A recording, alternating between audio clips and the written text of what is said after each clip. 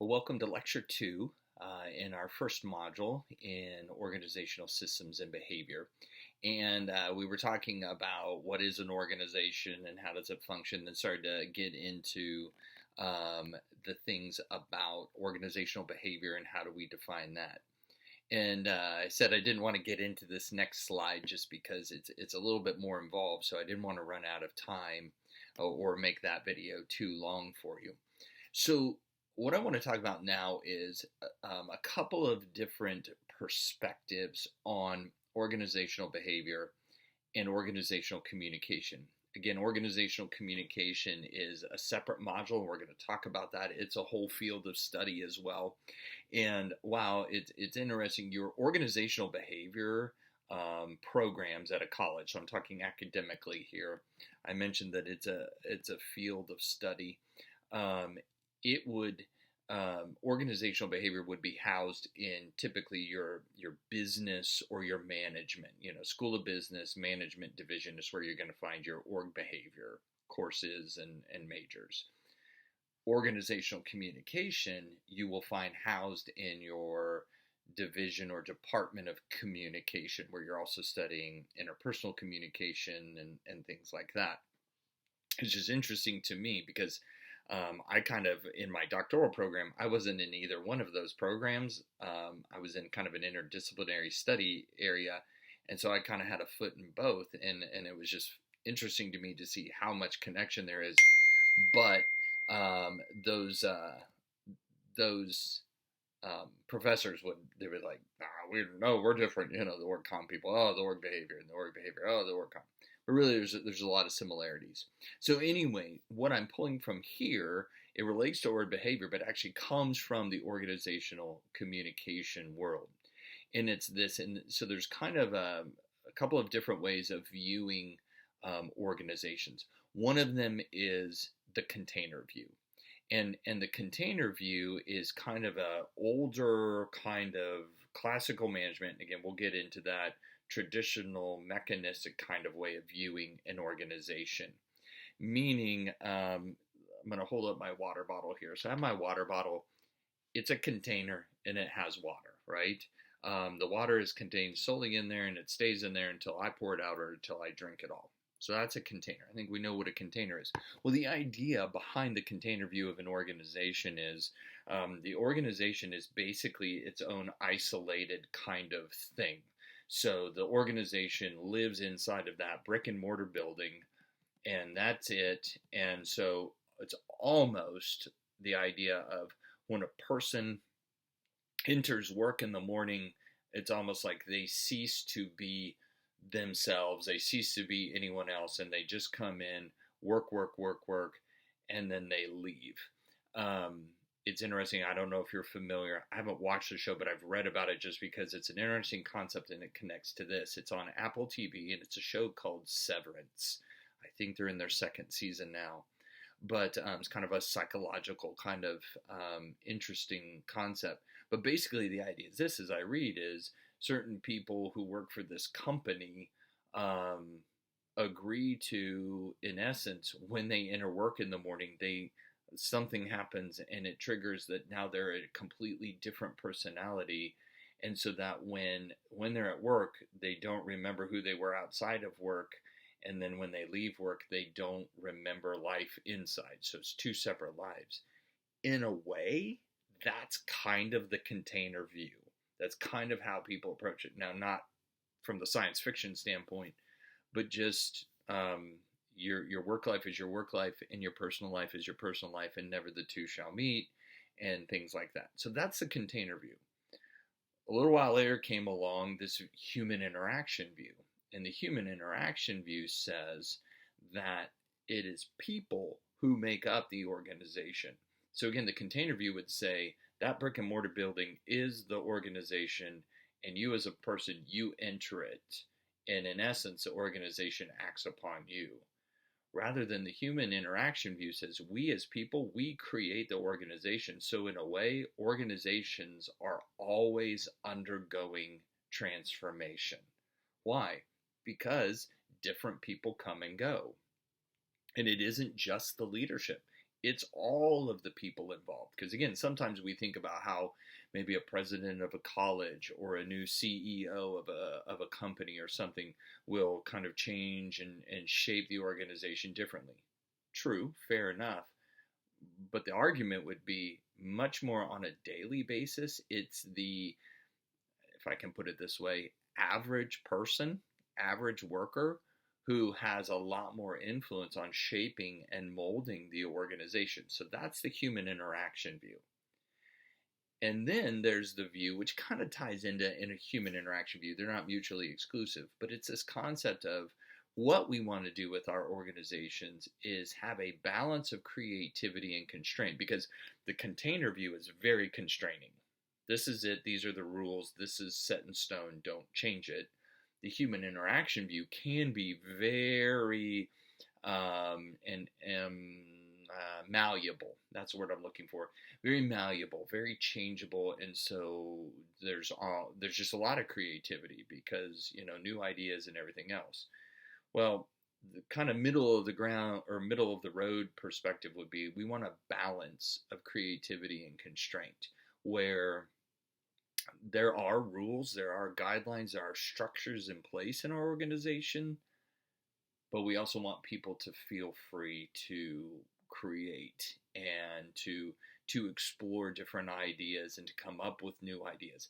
And I would argue that's where most organizations say they are now or claim they want to be. And I just put it that way because I don't know. I can look at an organization from the outside, read what they say, and go, wow, that would be a great place to work. And I would say from the outside, knowing this terminology, they seem to be a place where they balance creativity and constraint. I can't say that for sure until I've worked there or really talked to a whole bunch of people who work there, because sometimes you find out that's not the truth. They put on a good show. We want fresh ideas. No, they don't. I've been in some organizations like that. They claim to want fresh ideas and perspectives, but really they don't, right? So again, creativity and constraint is where most organizations, at least they give lip service to it today. Some really, really mean it. And I hope you're a part of that kind of organization, because it's a great kind of feeling to be able to know where the structure is, but also be able to create within it. So those are those perspectives. Now, organizational systems. And again, we're going to get into this. It's in the title of the class. We have a module set on organizational systems and just systems thinking, things like that. But basically, organizational systems is a description, oversimplified a little bit, of how the organization is structured and then how it functions. And again, I say it's oversimplified because there's a lot more that goes into the organizational systems perspective that we will get to in that module. But for now, just it's how the organization is structured. And generally speaking, what we have today is two kinds of organizational structures. Now, please understand, there are a myriad of different fingers off of both of these kinds of structures. But I'm going to make it simple for us. In the first kind, and you've probably heard these two terms, the first one is flat, the other one is hierarchical. We'll get to hierarchy in a minute. But a flat organizational system. And sorry, on the slide I just noticed it says 2 examples. I only have 1 example. But a flat organizational system, and this came along, really became popular in the late 90s, early 2000s, and kind of the idea of we're going to reduce management as much as possible. And so I have on the slide the name of a company, Valve. Valve is a video game software development kind of company. And you see, by the way, I would say this, you see the flat organizational structure much more prevalent in, first of all, more in the IT world as far as software development and those kinds of things. You also see it a lot in your trendier kind of organizations. Netflix. And they still call themselves a flat organization, although from what I read, they're getting more and more hierarchy. But when they first started, very flat kind of structure. And I would say this, it's actually much easier for smaller organizations to be flat. So what does that mean? Basically what it means is this, you kind of have like one person or maybe a couple of people at the top, and then there's everybody else. So you don't have the structure that you're going to see in a minute in a hierarchy. I think everybody knows that. But so, thinking about higher ed, I can't see a flat organization working in higher ed, quite frankly. But imagine if you did, like you would have the president of the college, maybe the vice president of academic affairs or your provost, and then the faculty. There would be no department heads, no division chairs, no deans, nothing like that. That would, again, I can't imagine it looking like that. But that's what a flat structure is. So basically, everybody kind of has ready access to the top person or the top couple of people. I think you can see why, if an organization is smaller, that works beautifully. But as the organization grows, that gets harder and harder to manage and everything else. So, and again, we're going to get into all of those, but that's an example of a flat organization. So we're stretching it out.